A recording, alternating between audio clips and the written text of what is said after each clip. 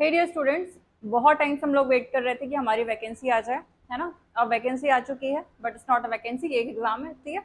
हमारी जो एग्जाम है that is pre nursing selection test, that is PNST 2026। इसके लिए हम बहुत टाइम से वेट कर रहे थे, स्टूडेंट लगातार प्रिपेयर कर रहे थे और ये भी कंफर्मेशन नहीं था कि एग्जाम होगा नहीं होगा, लेकिन वैकेंसी आई है। डेफिनेटली एग्जाम भी आपका है ही, ठीक है। इस एग्जाम के लिए आपको क्या करना पड़ेगा, चलिए इसके बारे में पूरी प्रोसेस आज हम देखते हैं। स्पेशली इस बार बहुत सारे चेंजेस आए हैं तो उसको आपको देखना होगा। चलो देखते हैं। सी, रूल बुक आ चुकी है, ठीक है। मेक श्योर पेपर देने से पहले आप रूल बुक जरूर ओवरव्यू करिए, ठीक है। रूल बुक में जितने नोटिफिकेशन है, जितने कंटेंट है, जितनी चीजें दी हुई है, ठीक है, प्रॉपर उसमें उसको आप पूरा प्रॉपरली कवर कीजिए। नाउ सी, हमारा जो फर्स्ट पेज है that is the rule book की जो वैकेंसी आई या फिर रूल बुक में जो इन्फॉर्मेशन आया उसके बारे में आप देखो कि एग्जाम की जो चीजें that is pre nursing selection test 2026। इसमें जो आपकी चीजें है देखो जरा, ठीक सी, यहाँ पर आपका क्या है, स्टार्ट डेट दैट इज भरने की प्रारंभ तिथि आपकी क्या है 9 जून, ठीक है। और लास्ट डेट आपकी क्या है 23 जून, ठीक है। संशोधन करने की प्रारंभ तिथि क्या है 9 जून, करेक्शन विंडो और कब तक है 9 जून से 28 जून तक, दैट इज आपकी एप्लीकेशन स्टार्ट होगा 9 जून से, लास्ट डेट आपकी 23 जून है और करेक्शन विंडो ओपन रहेगी सेम 9 जून से लेके 28 जून तक, ठीक है। फिर फीस आपकी दी हुई है देखो, जनरल के लिए 400, ST SC OBC PW इन लोग के लिए 200 रुपीज फीस है, ठीक है।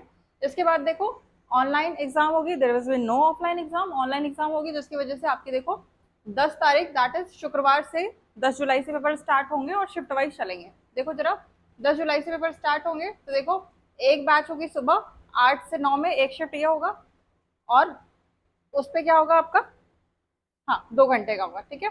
और एक आपका रहेगा रिपोर्टिंग टाइम 1 से 2 बजे का, दैट इज ये आपका टाइम रहेगा 3 से 5 का और आपका रहेगा 10 से 12 का। आपके 2 शिफ्ट रहेंगे और दो शिफ्ट में पेपर आपके रेगुलर होंगे, ठीक है। अभी देखो एग्जाम डेट क्या है आपकी 10 जुलाई 2026, ठीक है। आपकी क्या रहेगी एग्जाम डेट। ये जो आपकी पूरी टिप्पणी है ये आप पढ़ेंगे, ठीक है। ये आप रूल बुक ओपन करेंगे, रूल बुक ओपन करके आप ये पूरा एक एक पॉइंट रीड करेंगे। ये सब सनग्लासेस नहीं लगाना है, कैलकुलेटर, फोन, मोबाइल, ये सब आपको नहीं ले जाना। दिस ऑल थिंग्स वो नॉर्मली है जो आपको पता है, बट फिर भी आप एक बार रीड करेंगे, ठीक है। फिर देखो कौन कौन इस एग्जाम के लिए एलिजिबल होगा। मेक श्योर वो इंडियन सिटीजन होना चाहिए, इंडिया से बिलोंग करना चाहिए, क्लास 12th पास किया होगा, physics chemistry biology English must be passed, एक भी सब्जेक्ट में फेल नहीं होना चाहिए, ठीक है। मिनिमम मार्क्स जनरल EWS के 45% होना चाहिए और ST SC OBC की 40% मार्क्स लाना होना चाहिए।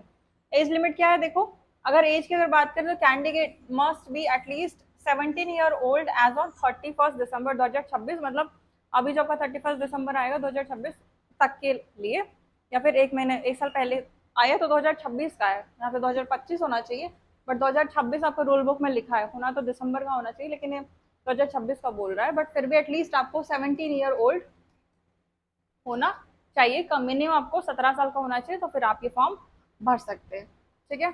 और क्या एग्जाम पैटर्न, हाँ this is more important, most important अगर पॉइंट यही, तो आपका एग्जाम पैटर्न कैसा है। टोटल आपका 100 मार्क्स का पेपर रहेगा, physics chemistry biology GK and English ये सब 20-20 मार्क्स से होंगे। There will be the negative marking, ठीक है। पहले पिछले साल तक नेगेटिव मार्किंग नहीं थी, लेकिन इस साल नेगेटिव मार्किंग आ चुकी है, तो मेक श्योर कि आप पेपर बहुत अच्छे से अटेम्प्ट करेंगे, ठीक है। इनकरेक्ट आंसर के लिए आपके -0.5 मार्क्स और करेक्ट आंसर के लिए आपको +1 मार्क मिलेंगे। देखो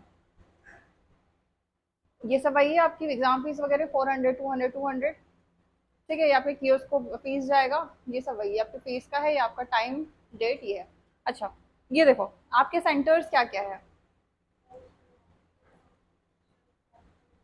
सुटेबल सेंटर्स डालिएगा, जो आपको सेंटर चाहते हैं वो जनरली सेंटर आप मिल जाता है, तो MP में आपको जो लग रहा है जिस जहाँ से आप करीब है, जहाँ से आपका सेंटर पास में हो सकता है वहाँ सेंटर डालिएगा। मेक श्योर कि बहुत ध्यान से आप सेंटर डालिएगा, क्योंकि जितना दूर आप सेंटर डालोगे तो उतनी ही ज़्यादा प्रॉब्लम होगी, ठीक है। गर्मी है, धूप है, प्रॉब्लम जाएगी। देखो एक सेंटर आपको मिलेगा भोपाल, रतलाम, नीमच, इंदौर, रीवा, सीधी, जबलपुर, सागर, खंडवा, उज्जैन, सतना, ठीक है। We have the 11 centres, 11 centres में ही आपको डालना है। इन 11 सेंटर्स में जो आपके नियर बाय होगा, जो आपके बहुत करीब होगा, आप वो ही सेंटर डालेंगे, ठीक है। जो आपके नियर बाय होगा वो ही डालेंगे, ताकि एग्जाम के दिन आपको दिक्कत ना जाए। ठीक है, और क्या देखते हैं, चलो हाँ, ये देखो एक और चीज दी हुई है, प्रत्येक प्रश्न का सही उत्तर अंकित करने पर +1 अंक दिया जाएगा एवं गलत अंक देने पर आपको 0.25 मार्क्स कट किए जाएंगे। पहले ऐसा नहीं था। ठीक है, तो due to the negative marking आपको बहुत ध्यान से पेपर करना है। ठीक है, ये आपका सही प्रश्नों की अंकित संख्या रॉ स्कोर के रूप में उसी टाइम दिखा दिया जाएगा, और फिर एट लास्ट आप इसको चेक कर सकते हो। ये पूरा रॉ स्कोर के बारे में बताया गया है। उसने एग्जाम्पल भी दिया है, +1 आपको करेक्ट आंसर के लिए, -0.5 आपके इनकरेक्ट मार्क्स के लिए कटेंगे। चलो कैसे उन्होंने बोला है कि यदि किसी 100 प्रश्नों के प्रश्न पत्र में 2 प्रश्न निरस्त किए जाते हैं और मूल्यांकन के बाद यदि अभ्यर्थी 98 प्रश्नों में से 90 अंक प्राप्त करता है, तो उसके अंक की गणना कैसे होगी। देखो 90 × 100 मार्क्स का पेपर था, तो और 100 से 2 क्वेश्चन माइनस कर देंगे। ठीक है, इधर देखो अगर इसने 140 लाया है तो 140 × 150 प्रश्न, और आपका 150 - 2, इस टाइप से ये आपका पेपर, मतलब अगर प्रॉब्लम होती है, प्रश्न अगर कुछ गलत होते हैं तो फिर इस टाइप से आपकी मार्किंग होगी और इस टाइप से आपको कैलकुलेट होगा। Now what's you have the preparation strategy. ठीक है, प्रिपरेशन स्ट्रैटेजी क्या होगी,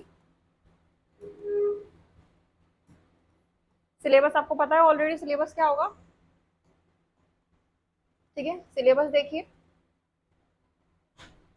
क्लास 12, ठीक है, class 12 biology, class 12 physics, class 12 chemistry. ठीक है, क्लास 12 का बाहर कुछ भी नहीं आ रहा है। पहले 11th था तो बहुत बर्डन था, लेकिन अब से 12th हो चुका है, कंसाइज सिलेबस हो चुका है, तो एटलीस्ट अब आपको परेशान होने की जरूरत नहीं है। इतना अपने आप को कवर कर लीजिए, इतना अपने आप को प्रॉपरली कवर कीजिए सिलेबस को, कि वहां से आप इतना अच्छे से कवर कर लो सिलेबस को कि आप उससे बाहर जा ही ना पाओ। ठीक है, पहले तो 11 भी था, 12 भी था, तो दिक्कत होती, लेकिन अब सिर्फ 12 का सिलेबस है, तो मेक श्योर आप बहुत अच्छे से कीजिए। तो सिलेबस तो पूरा क्लास 12 का ही है, बस आपको जीके देखना है, वो भी एमपी का।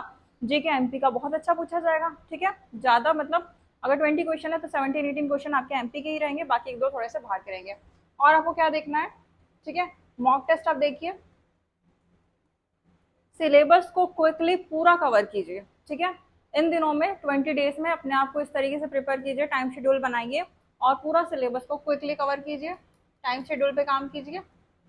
ठीक है, और जब आप फॉर्म भर रहे हैं तो मेक श्योर फॉर्म बहुत ध्यान से भरना। जब आप काउंसलिंग कराने जाते हो तो फिर दिक्कत जाती, कॉलेज वाले फिर बहुत इश्यू बनाते कि आपका ये नहीं था, आपका ये नहीं था, आपका डोमिसाइल नहीं है, आपका ये नहीं है, तो बहुत सारे इश्यूज जाते हैं। तो एटलीस्ट फॉर्म बहुत ध्यान से भरना। ठीक है, आज हमने यही देखा कि आपकी जो फॉर्म आ गए हैं, फॉर्म में आप एटलीस्ट प्रोसेस अच्छे से कीजिए, एग्जाम पे फोकस कीजिए।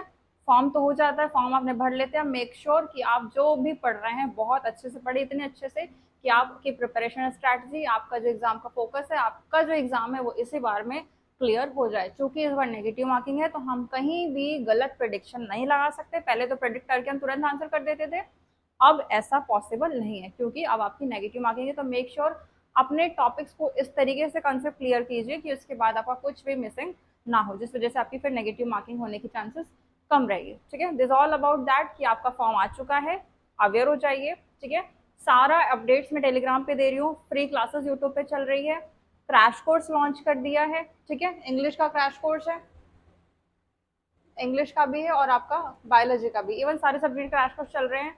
वॉट एवर जो आपको लेना है सब 199 पे, बायोलॉजी आपको 199 में, इंग्लिश आपको 199 में। अगर आप लेना चाहें तो आप ले सकते हैं, कोई भी प्रॉब्लम होगी आप डायरेक्टली मैसेज कर सकते हैं, सारे ऑप्शन आपके पास खुले हुए हैं। क्लियर, कोई भी प्रॉब्लम, कोई भी दिक्कत जाती है मैसेज कीजिए, बताइए, कमेंट में लिखिए और बताइए। Clear, wishing you all the best, good luck.